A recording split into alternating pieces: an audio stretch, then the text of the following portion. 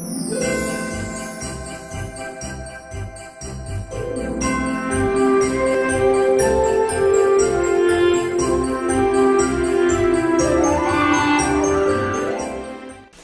svima! Dobrodošli na moj YouTube kanal. Nalazimo se u još jednu video sa božićnim keksićima. Kao što sam obećala, ove godine sam se stvarno potrudila.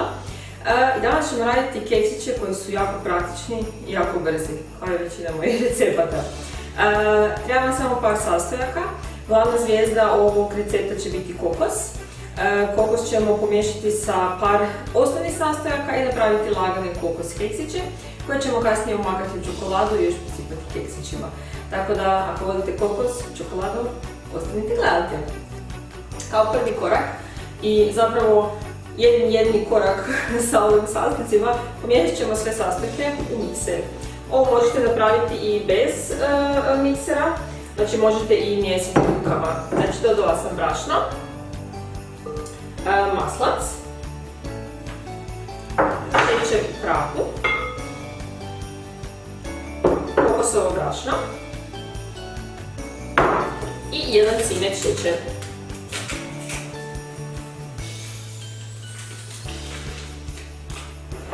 Na to dodajemo jedno jaje i jedan žumanjak da nam se smjesa lijepo poveže. Sada ćemo miksati na srednjoj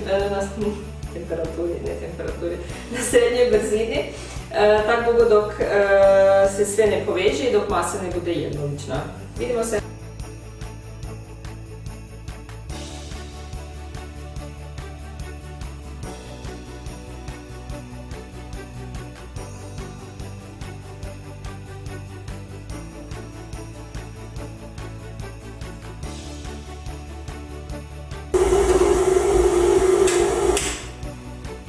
Naše tijesto je gotovo, izmiksano i sada ćemo premjestiti tijesto na prozirnu foliju jer će ići na hlađenje u hladnjak.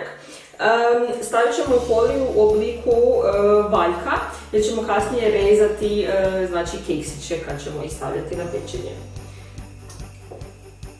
Znači probajte oblikovati neki valjak koji je iste debljine na svim dijelovima. Ovo tijesto je baš podatno, ima maslaca, ima jaja, dobro je povezano, tako da je jako lijepo raditi sa tim tijestom. I sad ćemo oblikovati valjak. Valjda će mi ispast neki valjak. Odlična stvar sa prozirnom folijom. Sad ću vam pokazati jedan primjer. Da kada se vrtate, možete lakše oblikovati. Znači ja sam sad umotala, izgleda kao neka salama. Umotala foliju. Prvo ćemo napraviti baš valjak, znači da baš bude kasnije da budu okrugli keksići i da budu otprilike iste debljine. Tako. Naš valjak je gotov i sada ide u hladnjak na otprilike sat vremena da tijesto malo odmori, da se maslac rashladi i poveže sa ostatkom tijesta. Nakon toga ćemo rezati na kolute i ide na pečenje. Tijesto je bilo u hladnjaku, sad otprilike sat vremena, te ćemo ga sad otvoriti i rezati na kolutiće.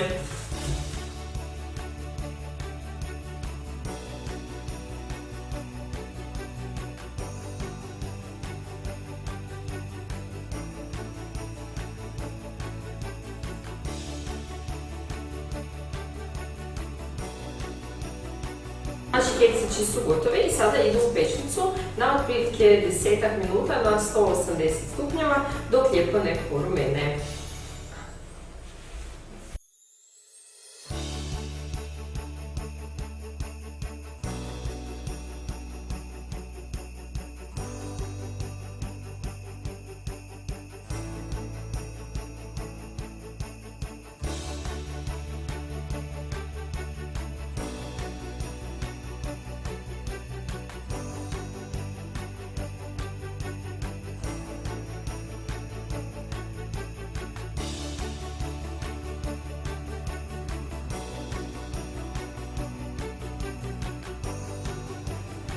Evo, naši keksići su gotovi. Kao što ste mogli vidjeti, ja sam ih umočila u malo čokolade, te sam ih posipala kokosovim brašnom.